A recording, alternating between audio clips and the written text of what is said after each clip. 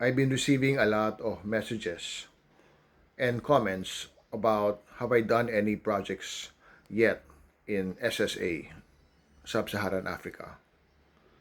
So, I'm not legally allowed to discuss details about the projects that we've been doing in SSA. One of the reason is for legality. We're talking about big amounts of money here.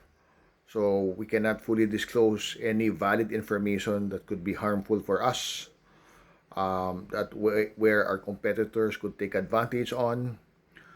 Another reason is for security, again, because of big amounts of money. We are very careful on injecting finance, injecting funds to any specific projects in any other regions or country. So, however, so that's my prerogative. I'm not in any way uh, have responsibilities to answer to all of those questions.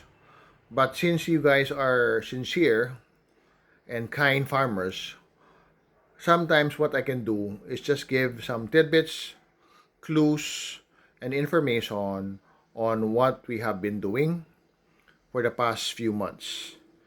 Now, before I go to SSA in Africa, we've been doing a project in the Philippines. It's a tuber called purple yam. Its scientific name is Discorea alata, which will be the next matcha all over the world. So it's starting to get attention now from Western countries as well as East Asian countries like Japan, China, and South Korea. So we're doing that. I cannot again give you the exact details on that, but just a clue.